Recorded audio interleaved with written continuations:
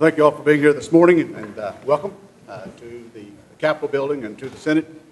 Certainly glad to have with me today Senator Lonnie Paxton. Glad to have him, Senator A.J. Griffin, and Senator Stephanie Bice. Whenever we talk about our budget in the state of Oklahoma, it is a very complex, a very challenging issue, as we all know. To add to that are term limits and State Question 640. And so as we have times change, but we have new legislators that come in and not really looking back at some of our past. And so when we talk about what we're going to talk about today, if we go back in time, and some of you have been here a long time, back to 2008, 2009, and we were doing the very thing we're talking about this morning. The budget issues, as I said, are important and challenging not only to the agencies, but they're also very challenging to taxpayers that are out there.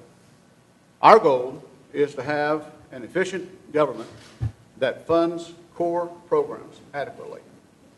And to do that, I believe, and we believe, that it is beneficial to have collaboration between the agencies and the legislators. And legislators and agencies, of course, have different roles. And over the last few years, because of the financial situation in Oklahoma, some agencies have been cut 30% or more in their appropriations.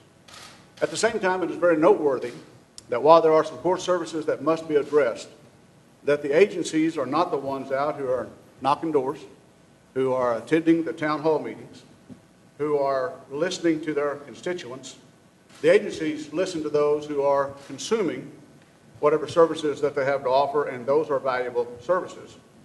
And yet, almost every door that we knock, every town hall that we have, the constituents are asking us the question, where does the money go? Please note, we're not being critical of what the agencies have done in times past. They have operated on lean dollars. We're not being critical of the past, but we believe that as we begin to move forward, and some of you have been at my tax reform seminars, we're going to do a complete tax reform interim study this fall. If we're looking at the money that's coming in, we need to be looking at the money that's going out. We were elected to serve the people of this great state. And so as we continue that reform, we believe it's very responsible on our part now to take a deep dive back into the agencies themselves and their expenditures. The public holds us responsible. We accept that responsibility. Work together to determine whatever those core needs are. Work together to find those fiscal solutions that are out there. And work together for a better government that is going to serve the people. And in the process, we'll have opportunity for that reform by either eliminating programs that need to be eliminated instead of maybe just starving them to death, or find those that are inefficient and work together. The bill that we are talking about this morning is a bill that will basically line item all agencies that receive more than $100 million a year. The question comes, why don't we do all agencies?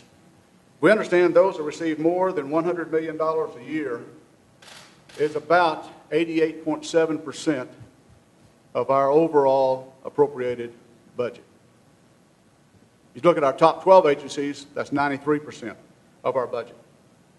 Now, on the list of those agencies, there are one that we cannot line item, and that is the State Regents for Higher Education constitutionally, and they received $810 million this last year. Other agencies, the State Department of Education, a little over $2.4 billion. The Health Care Authority at $991 million. The Department of Human Services, $651 million. Department of Corrections, almost $485 million.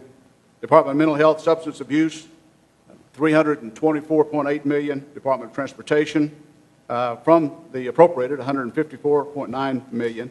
And Department of Career and Technology Education, $118 million. And so as we move forward in this bill, and we have some others that have noticed have already signed on to the bill, I think it puts the responsibility back on us to move forward in line iteming these budgets. I want to say once again that this used to be the practice in this building before 2008, and 2009 was the last time that we have seen this here. And we believe it's time to bring this back to government, and time to be involved in these agencies all during the interim, and time to find out their core needs, and then be with them in writing the budgets. We believe that's what's responsible back toward the people. Senator Griffin. I do want to add just a couple of things regarding work with state agencies. Legislators are responsible for appropriately funding the things that we ask those agencies to do. You saw just this morning in the potential lawsuit by Oklahoma City Public Schools that one of the things that they have mentioned is the failure of the legislature to fund things that are required by law. If you read the particular wording of the statute, that would also be a requirement on the legislature. If we place things into law that cost money, it would be the responsibility of the legislature to fund those activities.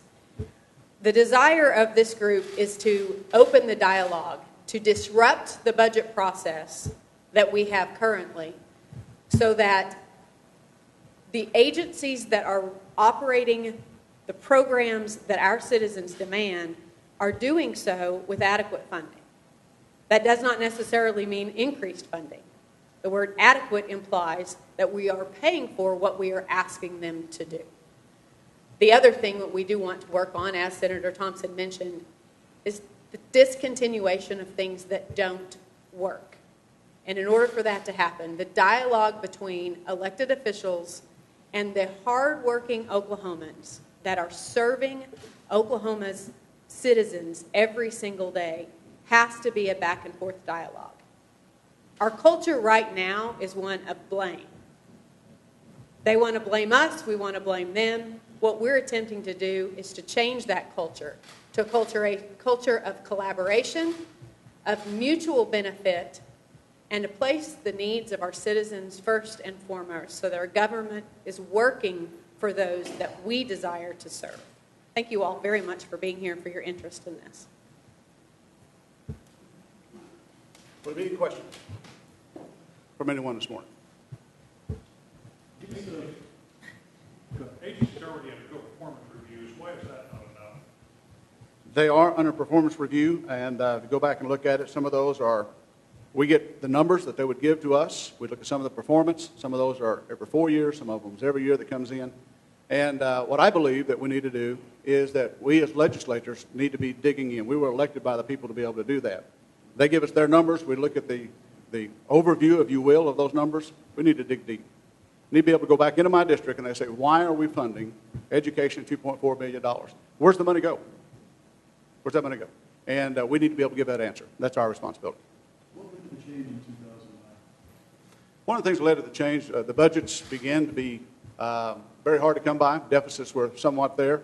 And my understanding, I was not here in 2009, was to give more flexibility to the agencies to spend the money that they were appropriated. Given the lack of flexibility that we've seen this past legislative session, won't this cause the same problem? I appreciate the question. It's a good question. One of the things that we begin to see, though, is over the last 3 years since I've been here, and that's all I can speak to, is that our answer has simply been, let's give more and more and more money. And we don't satisfy that. And as Senator Griffin talked about, we want to give adequate funding for that, but we need to know what that's about. Number one, we cannot begin that on February the 1st. We're going to have to begin this in the interim. And subcommittee chairs out working in those agencies, dealing with those agencies, and believing in those agencies so that we understand what adequate funding is going to be about. The second part of that is today so many of our funds are tied into federal funds. You've read in the news and heard on the television that even if a cut goes into effect, we're 1 to 2, 1 to 4, and on federal funds. And especially what we're talking about now, the minus $215 million. So we need, as legislators, to be aware that every dollar that's appropriated, what is that leverage in federal funds? And if we cut that back, what's going to happen to us on the federal fund side as well? How's this new strategy going to impact the ever-looming special session that is probably going to happen this fall? Will not impact that special session if it is called. This bill has been filed. When we come back in February, hopefully the bill will be heard, and we'll be able to work it through both houses. Hopefully the governor will sign it, so it'll be impacting the next legislative year if that's the case. Have you heard from Democratic colleagues about being part of the process? They've been talking about, they were critical of Republicans for not being part of the budget process. What do you say? I have, on this particular bill, I have talked to some of my colleagues on the other side of the aisle. They seem to be somewhat supportive of this. Getting into the budget process, I'm not a part of that process. And the negotiations that have been there, so I can't speak to that. The key word here seems to be transparency. Yes. But you're talking about how you're not allowed in these negotiations that are going on right now. The public's not allowed, the press is not allowed. Would you guys be in favor of the press and the public being allowed in these negotiations that are currently going on at those doors? A very good question. There is a time for us to be able to talk. And so what is that we're looking for? What do we agree upon? What kind of money are we looking at? The leaders of both chambers and executive branch have been chosen, and they have been very good to come back to us. The main thing that we're wanting, Aaron, is make sure that if we come back here in a special session, we're not costing a bunch of taxpayer money, that we know what's going on at that particular time. And when we get back into the bill that we're here to talk about today, it does bring a great deal of transparency to that process. But just to follow up, there were a lot of questions in terms of he said, she said last session. We don't know because we weren't allowed inside those meetings. Only very certain select people were allowed inside those meetings. Could we alleviate those and open up more transparency by allowing the press in? Well, again, it's just my opinion. Other senators may want to respond as well. I think there is a time that you need to sit down as those who are looking over the numbers and say, where do we go with this? Where are your members? What can we do with this? And those need to be, I believe, into a situation where that you're free and you're open to talk and to do that. Anybody else want to comment on it? Well, I want to add that this helps significantly. You know, our process right now means that sub-appropriations committee chairs work with agencies all year long. We know the numbers, we know the budgets, and then we roll out the big numbers at the end of the session. And a lot of that work that went into the detailed budget, you know, many of you may not be aware that the Senate passed a budget limit bill on the Department of Human Services that wasn't taken up in the House of Representatives that would have alleviated a lot of the tension that occurred after the session. By requiring the legislature to do what we should be doing anyway, that's been one of the questions. We can already do this, but we don't.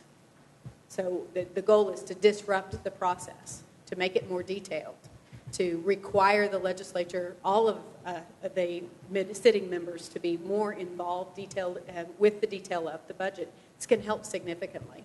If we know that we have to follow up the general appropriations bill with detailed budgets for our largest state agencies, everyone has to be engaged in the budget process much earlier in the session.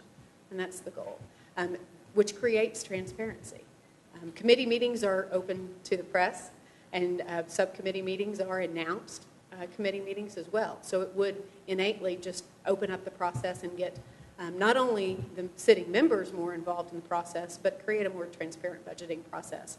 As for your question on should the press be allowed in the budget negotiations at the end of the session, I have not ever participated in those myself. I don't know. I don't know how that would work because I haven't been privy to those conversations.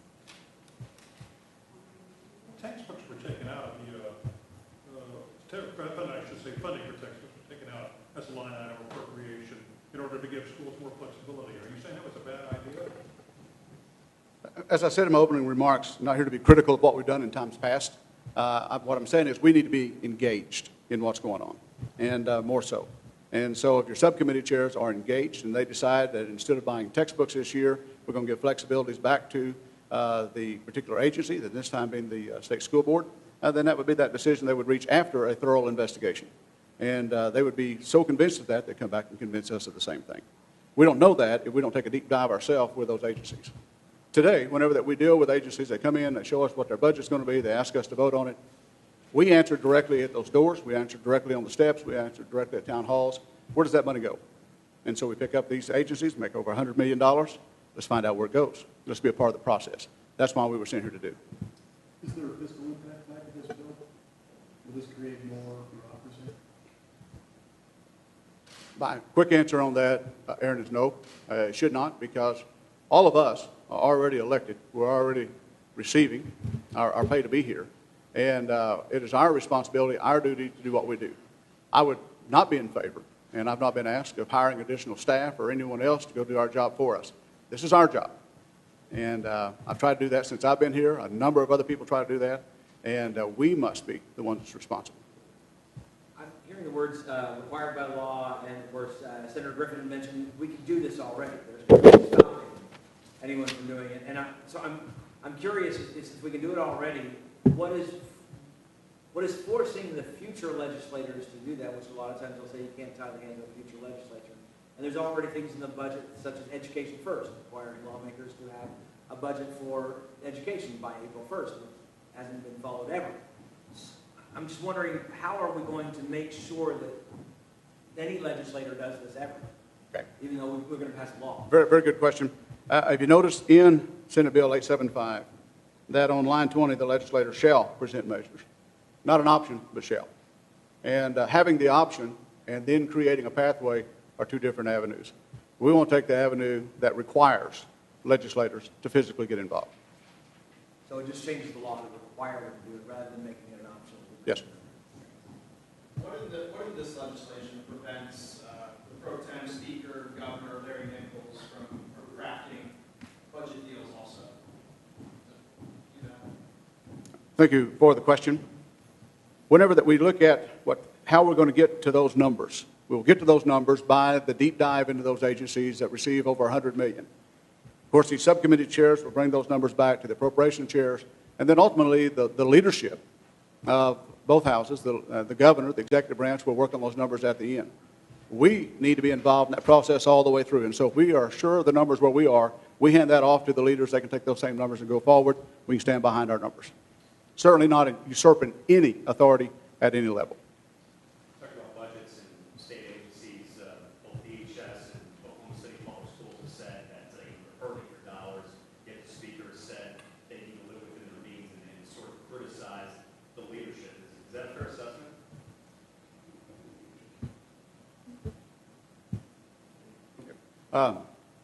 First of all, I'm not going to speak for anybody but for us or for me, and certainly not for the speaker.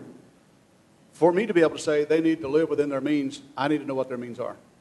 I need to know where every dollar is being spent. They receive more than $100 million, we ought to know that. And they really ought to be involved in that process. For me not to know, personally, where every dollar is being spent, it makes it very difficult for me to say they're misusing funds or overspending in any particular area. This bill requires us to get involved at that level, which we were elected to do.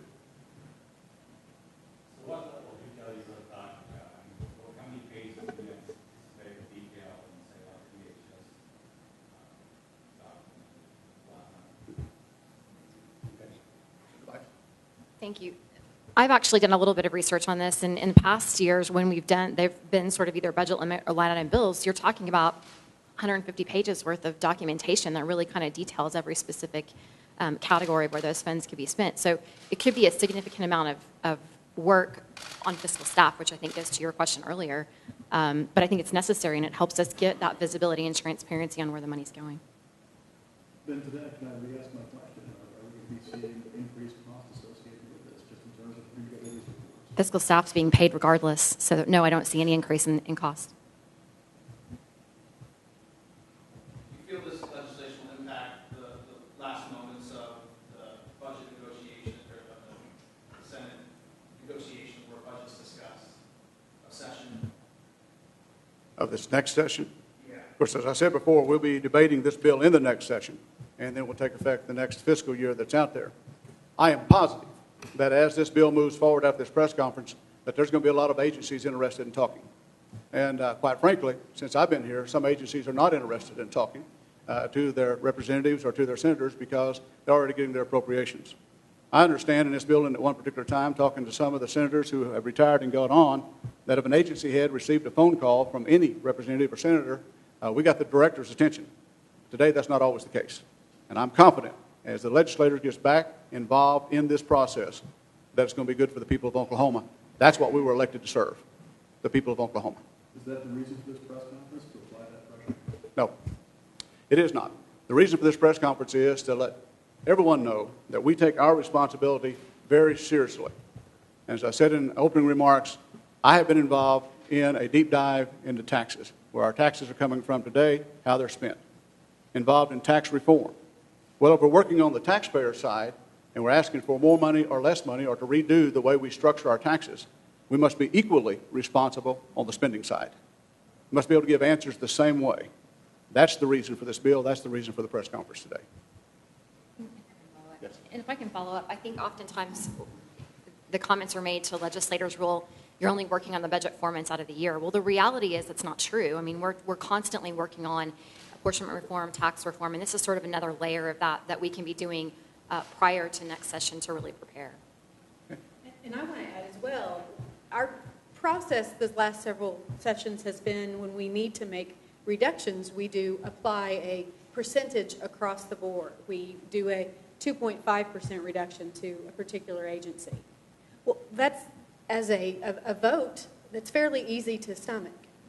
But if we're doing our job and we understand the budget of that agency, it's not a 2.5% reduction. It's elimination of a particular service category, or it's the reduction of a particular service to a disabled individual or to the classroom. The other goal is to personalize and to make sure that as legislators, our deeply held commitment to ensuring that our government is functional actually plays out in the way that we do our work as appropriators, and that we understand that we're not funding an agency. We're funding services for Oklahomans, so that we're taking that reduction or increase very seriously, and we can justify it on the doorstep to the people that are paying the bill. That's what I was going to say. And the reason in 2009 it stopped putting these line items was because then you realized what you were cutting. You weren't just cutting the Department of Education. You were cutting a certain textbook. You were cutting a lunch. You were cutting something.